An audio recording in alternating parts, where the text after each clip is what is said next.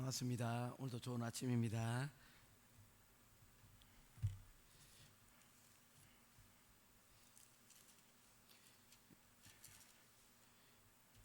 찬송가 415장 찬송 드리겠습니다. 찬송가 415장 찬송입니다.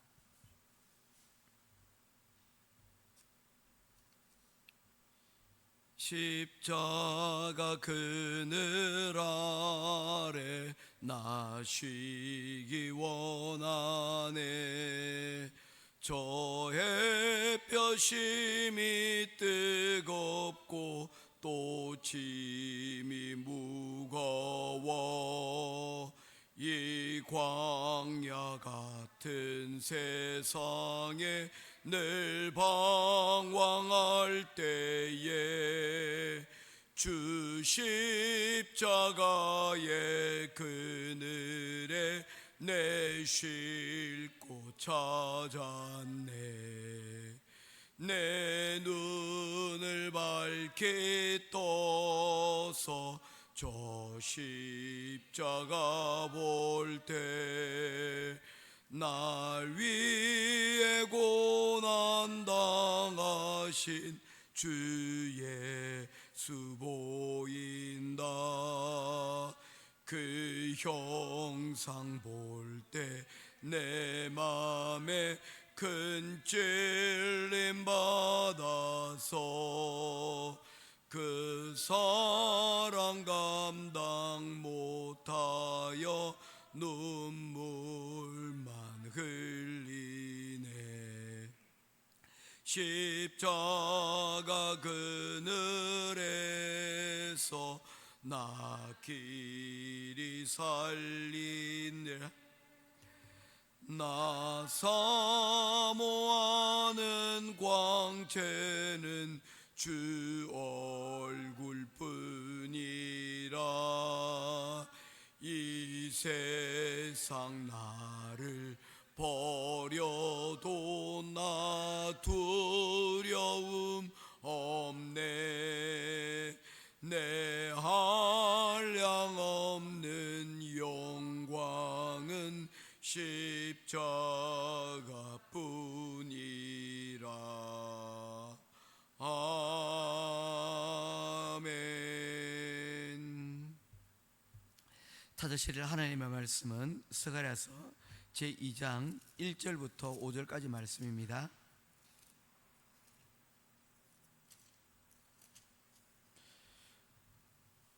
스가랴서 2장 1절부터 5절까지입니다. 한 절씩 말씀 교독하며 보겠습니다. 내가 또 눈을 들어본 적 한 사람이 청량줄을 그의 손에 잡았기로 내가 어디로 가느냐 물은즉 그가 내게 대답하되 예루살렘을 측량하여 그 너비와 길이를 보고자 하노라 하고 말할 때에 내게 말하는 천사가 나가고 다른 천사가 나와서 그를 맞으며 이르되 너는 달려가서 그 소년에게 말하여 이르기를 예루살렘은 그 가운데 사람과 가축이 많으므로 성곽 없는 성읍이 될 것이라 하라. 5절 같이 보겠습니다. 여호와의 말씀에 내가 불로 둘러싼 성곽이 되며 그 가운데에서 영광이 되리라. 아멘.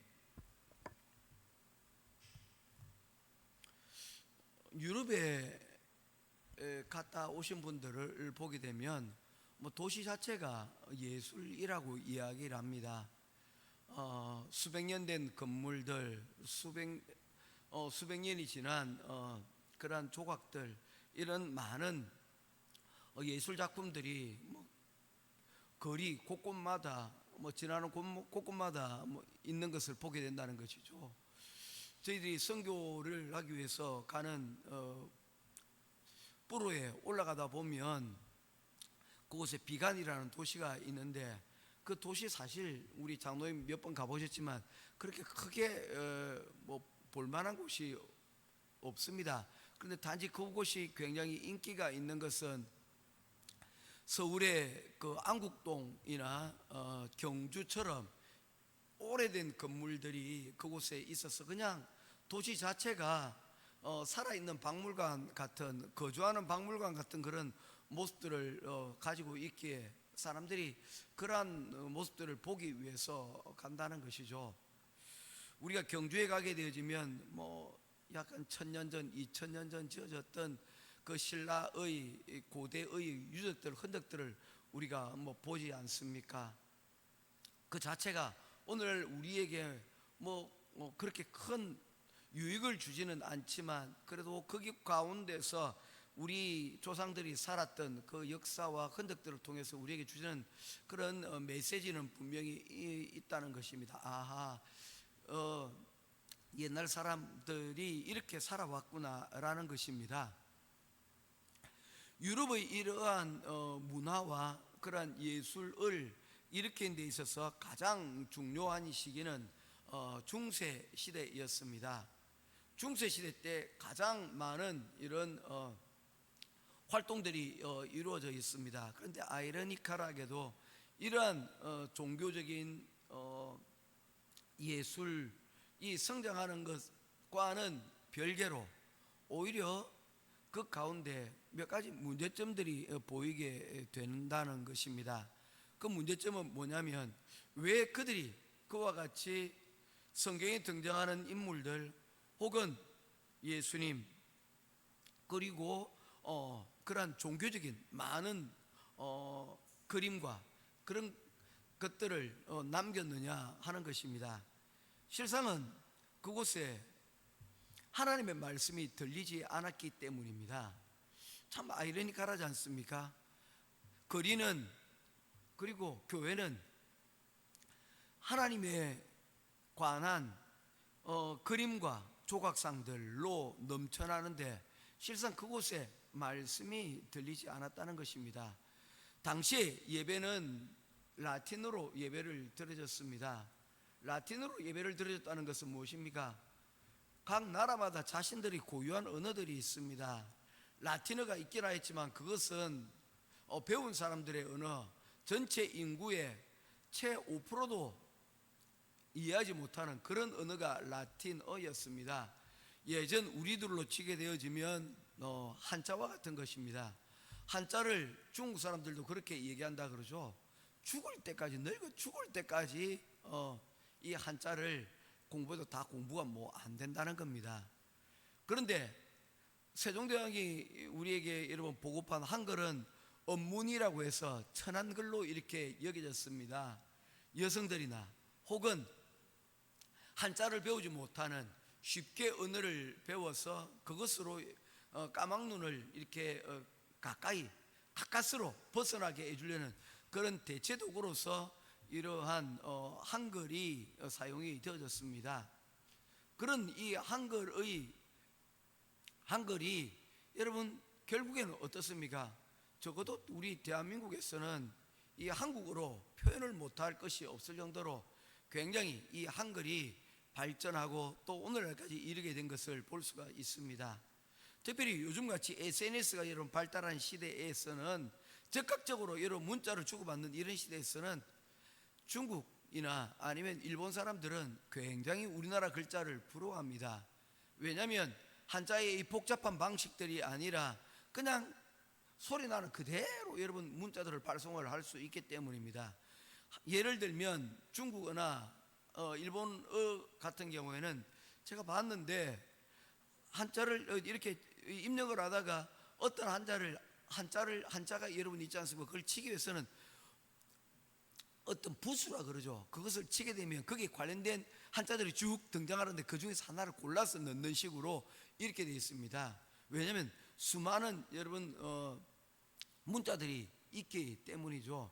이것을 쳐나가는 것들이 한글만큼 쉽게 편한 것들이 없다는 것입니다. 그래서 그 옛날 조선시대에도 한글이 사용되어졌지만 한자를 배우지 못한 사람들이 거의 국민들의 태반이 넘습니다. 그래서 문맹률이 10% 이상이 되지 못했던 그런 이유들이 바로 그러한 문자의 어려움이었다는 것입니다. 라틴어가 그런 곳이었습니다. 우리 옛날 조선시대로 치면 한자와 같고 어쩌면 한자보다 더 어려운 것이었습니다. 왜냐하면 그 언어는 실생활 가운데 쓴 쓰임받지 못하고 그 라틴어가 사용되어지는 것은 거의 대부분 교회나 학문을 연구하는 데 있어서만 이 라틴어가 사용될 뿐이었다는 것이죠. 그 교회에 오게 되어지면 예배의 전 과정이 라틴어가 집례로 되었습니다. 심지어 우리나라도 여러분 불과 몇십 년 전까지만 해도 성당에서 다 라틴어로 여러분 예배가 이루어졌습니다. 한국이지만 신부들이 한국어로 예배를 미사를 진행하는 것이 아니고 라틴어로 진행을 하였다는 것입니다. 그걸 누가 알아듣겠습니까? 알아들을 수가 없는 것이죠. 설교는 들리는 설교가 되어져야 됩니다. 메시지가 중요하기 때문입니다. 그래서 로마서에서는 믿음은 들음에서 난다라고 말씀하고 있지 않습니까? 들음은 그리스도의 말씀으로 말미암는다라고 했는데 이 그리스도의 말씀이 들려지지 않습니다. 그러니 그 가운데서 믿음이라는 것들이 구체적인 것들이 아니요 그냥 뜬구름 잡는 환상이 될 수밖에 없었다는 것입니다. 뭔가 성경을 여러분 얘기를 하는데 와 닿지를 않는 거예요. 이게 굉장히 큰 문제라는 것입니다. 우리 교회에서도 가장 큰 저희 과제는 뭐냐면 우리 아이들에게 말씀이 들리게 하는 것, 또한 우리 성도들에게 하나님의 말씀이 이해되고 들릴 수 있도록 하는 것이라는 것입니다. 그래서 들리지 않는 이 예배 가운데서 하나님의 말씀 가운데서 그들이 택하였던 차선책들이 무엇입니까? 눈에 들리지 않으니까 어떻게 합니까? 보이는 것으로 나갈 수밖에 없었던 것이죠. 그래서 만들어진 것들이 여러분 우상들이지 않습니까? 만들어진 게 조각상들 아닙니까? 그래서 형상이 있는 곳에 보여지는 것에 여러분 교회의 스테인글라스를 여러분 화려하게 가지고 그것을 통해서 뭐 하는 겁니까? 말씀이 들리지 않으니까 그걸 통해서 신에 대한 여러분 신앙에 대한 그런 것들을 흡수할 수밖에 없었다는 것입니다. 하나님의 말씀이 우리에게 계시로 전해졌는데 그 계시는 보이지 아니하고 마치 일반 계시 세상을 창조물들을 보면서 하나님을 우리가 이해하는 그런 여러분 방식이 될 수밖에 없었다는 것입니다. 오늘 스가랴서 성경도 마찬가지입니다. 그 당시에 활동했던 세 명의 선지자가 있습니다. 구약의 선지자들은 크게 세 부분으로 나눌 수가 있습니다. 어떻게 시대별로 나누는 것이죠. 이스라엘과 그리고 유다가 망하기 전에 활동했던 선지자들, 그들의 메시지의 거의 대부분의 주요한 내용이 무엇입니까? 회개하라는 것입니다. 그리고 그 가운데서 다가올 환난에 대하여 준비하라는 것입니다. 그리고 두 번째 선지자는 어떤 선지자입니까? 예레미야처럼 다니엘처럼 그 포로 시기에 활동했던 선지자들입니다. 그 가운데 메시지는 뭡니까? 참고 견디라는 것입니다. 에무나죠. 그리고 하나님께서 그들에게 환상을 주십니다. 언젠가는 너희들을 다시 돌리게 될 것이다. 그 희망을 가지고 이스라엘 백성들이 그 메시지를 듣고 살았던 거죠.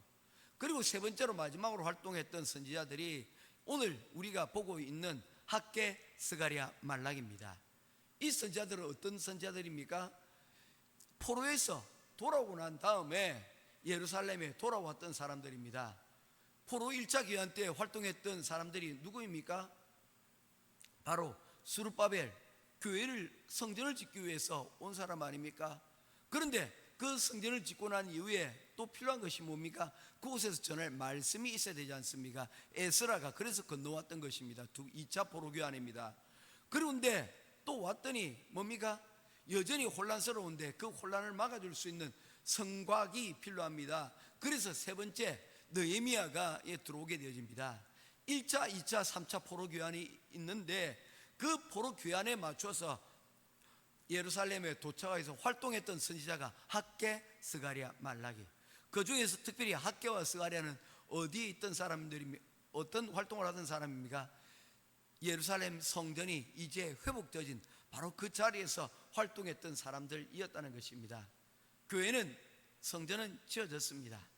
그런데 하나님의 말씀이 그들 가운데 이제 들려져야 되지 않겠습니까? 그래서 스룹바벨은 성전을 지어서 하나님의 말씀을 세우고 그리고 에스라는 그곳에서 하나님의 말씀을 찾아 여러분 읽어 그들에게 들리게 함으로써 또한 하나님의 말씀이 그들에게 전달되게 합니다. 오늘 스가랴 같은 경우에는 어떤 말씀으로 전합니까? 스가랴에는 총 8개의 환상들이 있습니다. 비전이라 그러죠. 이러한 환상들을 통해서 이 이스라엘 백성들에게 말씀을 전하고 있는 거예요. 이유가 뭡니까? 이스라엘 백성들이 아직 이 하나님의 말씀을 있는 그대로 듣기에 아직은 부족하고 모자랐다는 것이죠. 그래서 그들에게 이 하나님께서 스가랴에게 어떤 모습으로 나타나십니까? 환상으로 눈에 보이게 만드셔서 이 하나님의 말씀이 들리도록 그렇게 만드셨다는 것입니다. 중요한 것은 무엇입니까? 우리가 어떤 방식이든지 하나님의 말씀이 들리게끔 만드는 것입니다. 라틴어로 설교했던 그 예배도 예배지만 그러나 그 예배 가운데서 하나님의 말씀이 들리지 않았던 그 자리를 이제 탈피하여서 하나님의 말씀이 들려지고 이해되는 자리 가운데로 우리가 여러분 나아가야 되는데, 스가랴는 환상을 통해서 이스라엘 백성들에게 하나님의 말씀이 들리도록 만들었다는 것입니다. 자, 그 스가랴의 메시지가 어떤 것이었습니까? 2장 1절입니다. 내가 또 눈을 들어본 적 한 사람이 청량줄을 그의 손에 잡았길로. 어제 우리가 말씀을 전하면서 여러분 환상을 보았는데 어떤 환상이었습니까?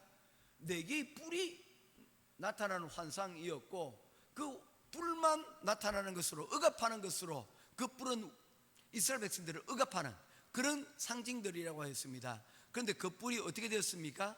대장장의 망치에 의해서 부서지고 깨트려지는 모습들을 보게 되어집니다. 그 망치를 든 대장장이 바로 하나님의 사자가 찾아오게 된다는 거죠. 그 하나님의 사자가 하신 일들을 오늘 또한 여러분 우리가 그것을 이어받아 우리 삶 가운데서 하나님의 말씀과 하나님의 은혜로 여러분 우리의 신앙을 방해하는 여러 요소들을 깨야 된다는 그런 말씀을 전하지 않았습니까? 그런데 오늘 2장 1절에서 보니까 한 사람이 청량줄을 그의 손에 잡고 오는데, 이 청량줄은 뭐 하는 겁니까? 건물을 짓기 위한 것입니다. 벽돌을 쌓고 그리고 담을 쌓아 올렸는데 그 담이 기울어졌는지 아니면 평평한지 그 여부를 여러분 판단하는 것이 바로 무엇입니까? 바로 이 청량줄을 잡는다는 것입니다. 우리로 치면 먹줄을 튕기는 것이죠. 먹줄을 통해서 여러분 우리가 놓여야 될 자리들을 미리 보게 되는 것입니다. 스가랴는 환상 속에서 줄을 잡고 성곽을 재려는 사람을 보게 되어집니다. 뭐 때문입니까? 사람들은 성이 있어야 안전하다고 생각을 하기 때문입니다. 그래서 가인은 범죄하고 난 다음에 하나님께서 그에게 나타나서 그래도 내가 너를 지켜줄 것이다 라고 약속을 하였지만, 범죄한 가인이었기에, 하나님을 더 이상 신뢰하지 않는 가인이었기에 그는 어떻게 합니까? 알겠습니다 하고는 물러가서 그가 가장 먼저 한 일이 뭡니까? 아이 낳고 살아가면서 성을 쌓는 일이었습니다. 그 성이 에녹성입니다. 인류가 처음으로 지은 성이 바로 이 에녹이라는 성입니다. 이 에녹은 가인의 아들이지 우리가 이제 이후에 알고 있는 죽음을 보지 않고 올라갔던 그 에녹이 아닙니다. 가인의 아들이 에녹을 낳고 난 다음에 그 이름을 기념하여서 뭡니까? 아들아, 내가 너를 지켜줄게. 내가 너희를 어떤 세상으로부터 내가 지켜줄 거야 라는 그런 의미에서 처음으로 지어진 성이 바로 이 가인의 에녹성이 된다는 것입니다. 우리 사람들도 가인과 다르지 않습니다. 성곽이 있어야, 성이 있어야 우리는 안전하다는 그런 생각을 하게 되어진다는 것입니다. 그런데 하나님께서는 뭐라고 말씀하고 있습니까? 4절과 5절입니다. 이르되 너는 달려가서 그 소년에게 말하여 이르기를 예루살렘은 그 가운데 사람과 가축이 많으므로 성곽 없는 성읍이 될 것이다 하라. 여러분, 사람들이 많이 사는 성읍에 성곽이 없다는 말은 다시 말해서 뭡니까? 안전장치가 없다는 것을 의미하는 것입니다. 이것은 우리의 생각과 우리의 계산을 넘어나는 것이라는 것을 우리에게 말씀을 하고 있는 것입니다. 결국에 이 말씀을 통해서 우리에게 들려주는 말씀이 뭡니까? 사람이 많고 가축이 많은데 이 성으로 너희들을 안전하게 지켜줄 것이라고 생각하지 마라. 너희들이 사실은 성곽이 없음으로 망했느냐? 아니지 않느냐? 그들에게 성이 있었습니다. 그런데 이 바벨론과 아수르의 위협과 공격을 막기에 이 성이 부족하였기 때문에 망한 것입니다. 결국에 이 성이 우리 안전을 지켜주는 것 같지만, 그러나 그 속에서 안주하고 살아가게 되면 그래서 하나님 없는 삶을 살게 되면 결국에는 이 하나님 없음으로 인해서 망하여 버릴 것이라는 것입니다. 성곽 없는 성읍을 건설하게 할 것이다. 이 말은 뭡니까? 내가 너희들의 보이지 않는 성이 되게 할 것이다 라고 말씀을 하고 있는 것입니다. 그러면서 하나님께서는 이 성에 대하여 다음과 같이 말씀을 합니다. 5절 말씀입니다. 같이 보겠습니다. 시작. 여호와의 말씀에 내가 불로 둘러싼 성곽이 되며 그 가운데에서 영광이 되리라. 아멘. 고대 도시에서 성곽이 없다는 것은 곧 멸망이었지만 하나님께서는 의도적으로 성곽 없는 성읍을 만들겠다라고 말씀하고 있습니다. 사람이 많아 성곽이 없다면 그들의 계산과는 다른 것이지만, 그러나 이러한 안전장치가 아니라 하나님이 지켜주시는 안전장치를 너희들에게 하나님께서는 약속을 하고 있는 것입니다. 이것을 어떻게 표현할 수 있을까요? 우리 예전에 빌딩들에서 화재가 일어나는 것들을 보게 되어집니다. 그런데 이 빌딩들 가운데는 제대로 작동만 하면 여러분 건물을 안전하게 지킬 수 있는 것들이 있습니다. 그게 바로 스프링쿨러입니다. 인천에 한 전기차가 여러분 어떤 상황인지 잘 알 수는 없지만 불이 났습니다. 그런데 이 불로 인하여서 아파트 전체가 여러분 크게 손상을 입었습니다. 그 주차장에 있던 모든 차들이 다 화재의 위험에 여러분 노출이 되어버려서 다 타버렸다는 것이죠. 수십억 수백억의 여러분 재산 피해가 일어났습니다. 그런데 화재가 난 것도 화재가 난 것이지만, 그런데 조금 늦출 수 있고 여러분 대피할 수 있는 시간들이 있었다는 거예요. 뭐만 있었다면? 스프링쿨러가 제대로 작동만 했다면 말입니다. 그 물의 안전을 지켜주는 스프링쿨러가 있는데 때로는 이것이 한 번씩 오작동을 했던 것 같아요. 그래서 관리 사무실에서 이걸 잠궈버린 겁니다. 작동을 안 하는 거예요. 그러다 보니까 차가 여러분 불타고 그러는데 지하실에 얼마나 여러분 딱 막혀서 연기가 나고 번지기가 너무 좋지 않습니까? 다 전부 다 여러분 차들이 가득하 있는데 다 뭡니까? 기름으로 가득 차 있는 차들 아닙니까? 거기 펑펑펑펑펑 터져나가지 않도록 그래도 여러분 막을 수 있는 그러한 요소들이 그곳에 있었는데 작동이 안 됐다는 거예요. 하나님께서 말씀하고 있는 바로 그것이 이것입니다. 너희들이 지금 성곽을 쌓고 이것으로 너희들 안전을 도모하겠다라고 얘기하지만 그 성곽보다 더 중요한 것은 바로 그 보이지 않는 이 안전장치, 스프링쿨러와 같은 장치들을 내가 그곳에 장치를 해주겠다는 것입니다. 너희들의 눈에는 성곽밖에 성밖에 보이지 않지만, 그러나 그 성을 유지하시고 지키시는 분은 하나님이시라는 것을 우리들에게 말씀을 하고 있는 것입니다. 오늘날 우리는 무엇을 자랑하고 있습니까? 우리가 자랑하고 있는 것들이 무엇입니까? 그것이 우리를 지켜준다라고 생각하는 것들이 있습니다. 우리 집이 그렇고 보험이 그렇고 통장이 그렇고 우리의 여러분 직장이 그렇고 다 그렇고 그런 것들입니다. 이런 것들이 여러분 우리의 삶을 우리를 여러분 불안해하지 않게 여러분 지켜주는 것들이라고 생각을 하고 있다는 것입니다. 그러나 성경은 우리에게 말씀하고 있습니다. 내가 붙잡고 있는 이 성곽을 내려놓고 눈에 보이지 않는 하나님의 불성곽을 더 신뢰하고 는 훈련이 우리 가운데 있어져야 된다는 것입니다. 그렇게 되어질 때 우리는 성에 의존하는 사람이 아니라 그 성을 우리가 안전하는 그 성읍에 갇혀 사는 사람들이 아니라 그 성읍을 문을 열고 그 가운데서 사람들을 여러분 통행하게 만드는 그런 광장에 열린 사람으로 여러분 가게 될 것이라는 것입니다. 이 성이 여러분 좋다는 것은 무엇입니까? 이 성은 닫혀 있을 뿐만 아니라 열려 있을 때 여러분 가치가 있다는 것이죠. 우리가 막아야 될 것들도 있습니다. 그러나 그 가운데서 문을 열고 그 가운데서 소통해야 되는 그런 과정이 있습니다. 교회는 마치 이런 불성곽과 같습니다. 담장을 높이는 것이 아니라 이 교회를 통하여서 세상과 소통하고 세상과 호흡하며 세상 속에의 교회로서의 맡겨진 여러분 귀한 사명들을 감당해야 된다는 것입니다. 그래서 교회는 본질적으로 여러분 광장의 기능을 더 많이 가지고 있다는 것입니다. 우리 조국 대한민국에도 여러분 이런 광장이 있지 않습니까? 민의가 모이는 곳. 예전에는 이곳이 그렇게 사용되지 못했지만 언제부터인가 사람들이 대한민국의 위기가 올 때에 이 광장으로 모여들어서 그곳에서 민심들이 여러분 울려 퍼지도록 만들었습니다. 그것이 각자 다른 여러분 서로 내 주장에 맞지 않는 이야기라 할지라도 이야기들이 여러분 들려지게 만들고 마음껏 말하는 그런 여러분 자리가 되었다는 것입니다. 광화문 광장이죠. 광장입니다. 우리 교회는 이러한 하나님의 말씀이 논의되는 귀한 광장이 될 수 있기를 주님의 이름으로 축원합니다. 쌓고 그냥 막는 것들이 아니라 하나님의 말씀으로 무장되어진 이러한 광장이 되어서 이 광장을 통해서 세상과 소통하고 그 가운데서 하나님이 지켜주심을 우리가 믿고 살아갈 수 있는 저와 여러분 될 수 있기를 바랍니다.